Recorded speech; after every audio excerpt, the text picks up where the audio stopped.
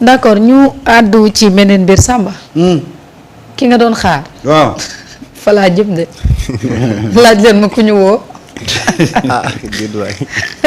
moom de moom. premier ministre la ñu woo.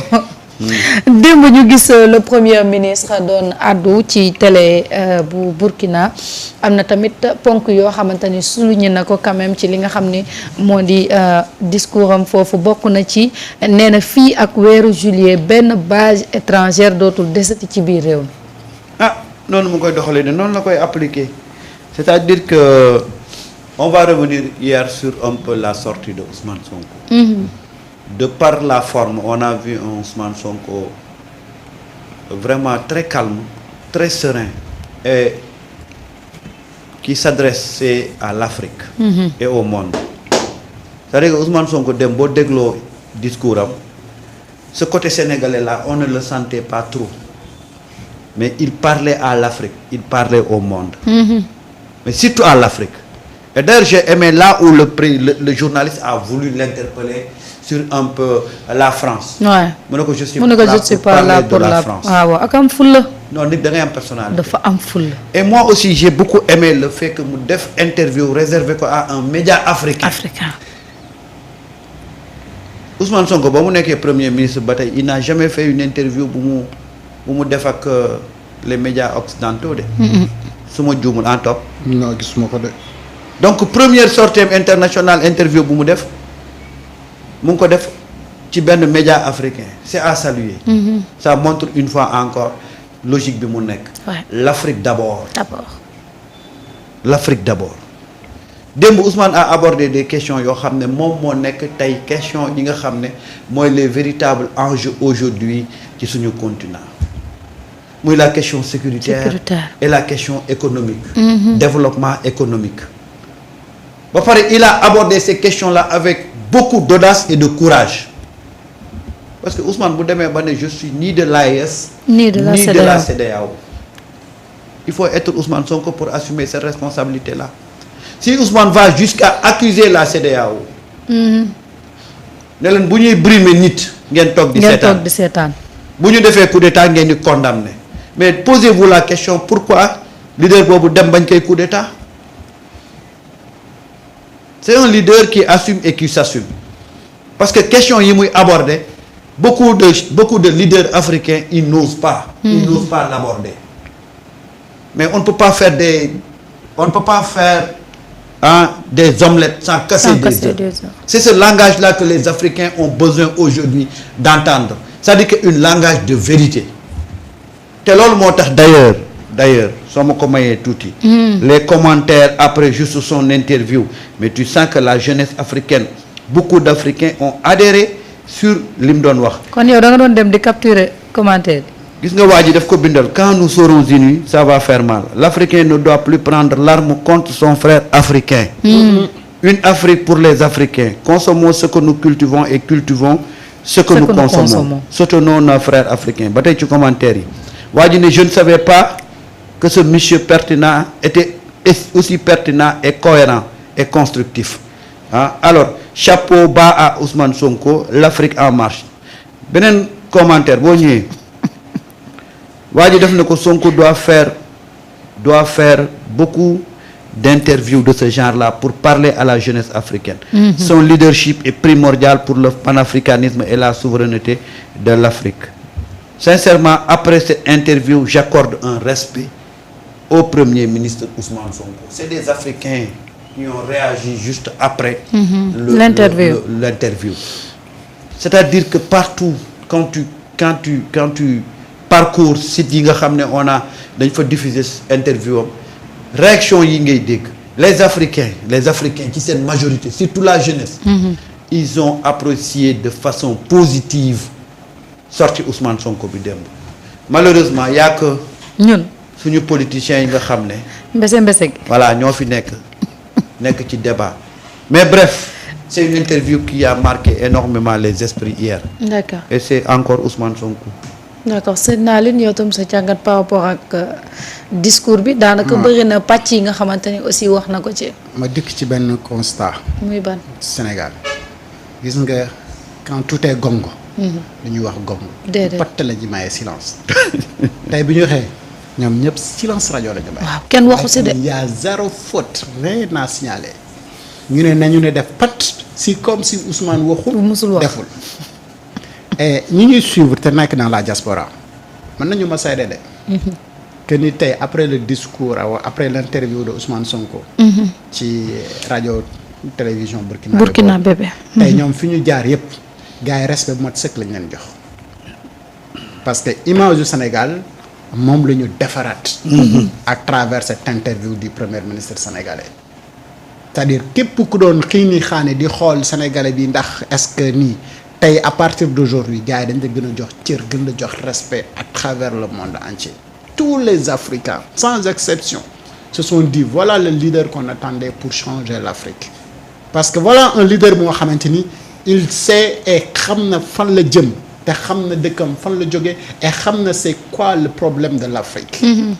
et loolu détermination courage ak cohérence am confiance en soi moom mooy tax nga yegg foofu noonu parce que kenn si ñoom di ñëw di ñu ko changer woykat ba daf ne woon ils ont divisé le monde brûlé les métals waaw.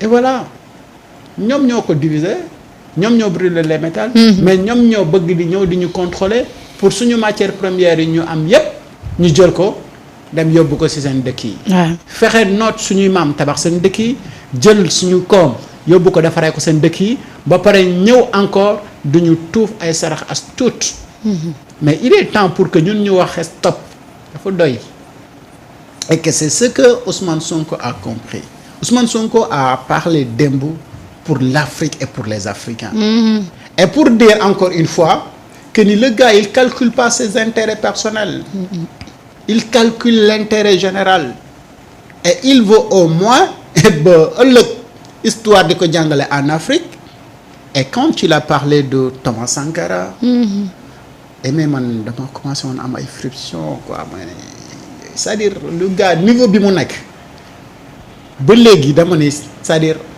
sénégalais yi mënuñu ko comprendre xam nga dañuy xaar ay at après bu fi jógee ñu door a comprendre dimension bi nga xamante ni foofu la Ousmane tolloon te pendant qu'il est temps que ñun ñu comprendre ne Ousmane nii wala vision bi nga xamante ni moom la ñu gëm ne fa la jëm ak ñun mais lépp lu ñu si mën pour wax ko ci éveiller conscience yooyu noonu mais dinañu ko jot ne ñun ay relais kese la ñu ci li nga xamante ni moom mooy am et pourquoi aujourd'hui les politiciens ou beaucoup de nos médias n'ont pas parlé de ce discours là bi nga xamante ni véritablement dafa nekk benn interview bu frappé quelques rares journaux la ciy gis ñu bind ci sinon le reste il nous parle de autre chose bu amul benn importance bu capitale alors que Ousmane a cassé la braque depuis yàgg na l'Afrique pour les Africains. Non, mais pour les Africains. Ensemble, nous allons conquérir le monde. Mais loolu mooy les parce que potentiel bi ñu am amul benn continent bu yàlla def potentiel bu toll noonu ci àdduna bi. amul seul l'Afrique. mais Afrique ñoom ñoo ci ëpp ay ndaw lu tax tubaab bi di fexe di nu mu xeexee ak ñun ba nga xam ne day diminuer mais population bu Afrique parce que dañu jàpp ne nous sommes trop. mais c'est un avantage pour ñun. mais il faut que africain bi conscient que ni bëriñ googu mu bëri noonu atu la comme ni ko chinois yi defee. dañu xam ne bëri gi atu la ci ñoom mais bu fekkee ni dañu bëri yaafus xamuñu suñu bopp te di nangoo di nekk ay larbin donc ñu am ay chef d'état yu nga xamante ni dañuy martaatu tubaab yi rek mais sa waaye du ñu jàll fi nga. ñu am ay CEDEAO ak ay nangam sangam yu nga xamante ni dañ fi nekk pour également seeni intérêt crypto personnel. mu nekk ay kuréel yu nga xamante ni c'est pour les chefs d'État au lieu mu nekk ay kuréel yu nga xamante ni dañuy servir seen askan mais c'est un problème donc il y a beaucoup de choses à revoir et en somme loolu rek la Ousmane Sonko wax mooy que ne le problème de l'Afrique c'est les Africains qui vont les régler absolument et que les Africains pour ñu mën ko régler il faut ñoom ñu xam ñooy ñan et que bu ñu xamee ñun ñooy ñan mais ñu bañ ku ñu feewale ñu ànd boole suñu doole. nekk benn. ndax xeex bi sécurité bu Sénégal il faut que ñu lëkkaloog burkinabé yi il faut ñu lëkkaloog nigériens yi il faut ñu lëkkaloo ak maliens yi. pour ñu mën a xeex sécurité am fépp ci Afrique. ba ñun ñëpp ñu nekk en sécurité li ñu am ci potentiel ñu boole ko ngir liggéey suñu réew yi. mais loolu moo tax dafa tontu gars yi ma la doon wax ne amuñu niveau. ñu doon wax ay xaw ma lan alignement xaw ma Burkina waruñu woon dem Burkina parce que c'est-à-dire que gis nga ñun suñu classe politique bi dañoo war a dem école jàngi. parce que quand il s'agit de géopolitique. ils passent complètement à côté ñoom xam nga yan débat lañ xam. encre bi indélébile fichier bi suma tur génnu ci c'est-à-dire que débat boobu lañ xam nañu yem foofu gis nga aujourd'hui ce qui est en train de se dessiner à travers ce monde là il faut nga nekk ci benn niveau pour comprendre te ñun suñu dirigeants yi ci niveau boobu lañ nekk gis nga niveau yi nekkatuñ benn moo tax à partir de maintenant nañu épargner Sonko et Bassirou Diomaye Faye ci discours bas de gamme yi waa Pastef nañu takku di répondre gars yi parce que ñii ci niveau bi ñu nekk c'est autre chose aujourd'hui il s'agit de créer parce que Sonko wax na ko nee na leen ñi fi nekk ay puissance yëpp mais dañu booloo joxe na le cas des États-Unis nee na dañu am peuple bu yaatu joxe na le cas de la Chine tey Afrique mais bu ñu bëggee am doole économiquement mais il faut que ñu nekk benn bu ñu nekkul benn mais mënuñu am doole et à ce niveau là nit ñi dañu war a comprendre que tey ñun suñu débat ci lan la war a tourner lan la ñuy def ba Afrique doon benn et quelle sera la place du Sénégal ci recomposition boobu ñu nekk parce que aujourd'hui boo bàyyee AES Maroc da koy récupérer wala Côte d'Ivoire nooy def bu boobaa parce que il s'agit aujourd'hui d'avoir un marché élargi pour que yow loo mën a produire tey boo ko yemalee Afrique rek di nga ci génn. mais ce même discours là Ousmane l'a tenu bu mu demee Mauritanie. oui. que ni on va essayer d'élargir le marché potentiel bi nga xamante ni Sénégal daf ko war a mën a am dans la sous-région. mais bien sûr mënuñu nekk ñun porte d'entrée ba pare war a mën a restreindre ci suñu superficie bi nga xamante ni matul dara quoi il faut que ñu élargir pour ñu mën a développer et que c'est ce qui permet à l'Afrique de se développer mais non dama tombé ci benn vidéo benn waay qui parlait que ni la France est très fâché contre le Sénégal ci visite bi nga xamante ni Burkina le premier ministre Sénégal dem Burkina. kooku àggee ñu ko sax yàpp la. ma ne ko mais oui la France n'est pas content du tout depuis tandem bi nekk au pouvoir ba léegi France day négocier rek parce que ay intérêt moo nekk Sénégal mais amul lenn loo xamante ni neex na ko Macron bu doon moom ay pexem jub na konoon aujourd'hui Sénégal leneen la ñuy wax konoon suñu gaz bi ak suñu pétrole bi mu am ci benn contrôle bu mag. te comme loolu daf ko rëcc nag mais du am lu ko neex. et malheureusement le Sénégal a décidé de prendre son destin en main. loolu de la ñuy bañ a dégg et suñu souveraineté boobu bu dee nanguloo ñu ko nag mais yow ku ko reexaat yi nga. man de mosuma gis lii toog ba bébé bi naan la feral ma nga ne doo ko feral. xale bi la topp ne la. xale bi boo mujj toog sax naan la feral ma. waaw xanaa nampal bi rek nekkul nampal kese. déedéet. bu njëkk ba kay xale bi lañ doon feral muy bañ muy feebar fii muy kii mais yow xale bee dem ba ne la feral ma nga ne déedéet doo ko feral. namp bi am na lu ci rax xanaa daa rax.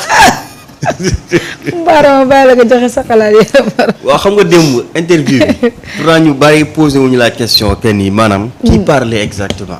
xam nga démb c'était pas le président de la République du Sénégal qui parlait. le premier ministre le PM maanaam pour wane dimension Ousmane Sonko maanaam premier ministre du Sénégal moo doon wax toute l'Afrique fu waay nekk dans les pays francophones. connecté wu taal sa télé di ko déglu di ko seetaan en fait. c'est-à-dire tey Ousmane Sonko ñenn ñi nga xam ni ñi ngi koy jéem a minimiser ba tey ñoom ñoo la gën a xam ni xam nga la woykat ba doon wax ñoo la gën a xam ni jàmbaar lañu. xëy na duñu la ko wax directement rek mais bu ñu wéetee ñoom danañ xam que ni yow jàmbaar nga mais ñoom bu ñu toogee danañ xam que ni ca dëgg-dëgg nag Ousmane Sonko mooy Ousmane Sonko te mooy waaja parce que li mu am jamono jii nii xam nga doyen Samb sànq mi ngi leen yéen ci commentaire mais dama ci gis kenn koo xam ni. presque dafa résumer toute l'interview ci commentaire bi nga xam ni def na ko daf ni on sent l'humilité du PM sénégalais qui est conscient de sa popularité dans les pays africains voisins mais qui ne veut pas s'ériger en donateur de leçons pour les Burkinabés qui l'écoutent. gis nga li ngay wax nii c'est-à-dire démb moom Ousmane Sonko en tant que PM en tant que premier ministre du Sénégal interview bi am na nu mu ci doon waxee. waa AES mën nañ ci gis seen bopp. am na nu mu ci doon waxee waa CEDEAO itam mën nañ gis seen bopp mais ni mu wax kenn ku nekk tey boo toogee ci sa ruq da nga xam ni wax na dëgg. mais boo ma mayee tuuti waa ji li ngay wax ni moom la waa ji résumé nga xool. C'est-à-dire qu'un premier ministre qui parle, mais finalement... La stature d'un président, et tout le monde le sait, puisque c'est un faiseur de roi. c'est un léegi. non boobu. en réalité, M. Ousmane Sonko est l'actuel Premier ministre du Sénégal, mais sa stature dépasse la stature d'un Premier ministre. Sa stature dépasse la stature d'un président. Et tout le monde le sait. Puisque c'est un faiseur de roi. C'est un grand électeur. On n'arrive pas à le définir, c'est un phénomène. On l'a jamais eu. La force de ce Premier ministre-là est, je voulais, inestimable. voilà. mooy li nga doon wax. xam nga foofu li nga ciy jàngate xam président Diomaye su génnee di wax dañ naan borom réew maa ngi génn di wax mais démb tu sens nettement que ni borom Afrique moo toogoon di wax. démb maanaam da ngay sentir que ni Ousmane Sonko à travers son leadership son discours et son parcours dafa téye instant bi africain yu bare rawatina la jeunesse africaine daf leen téye en poche.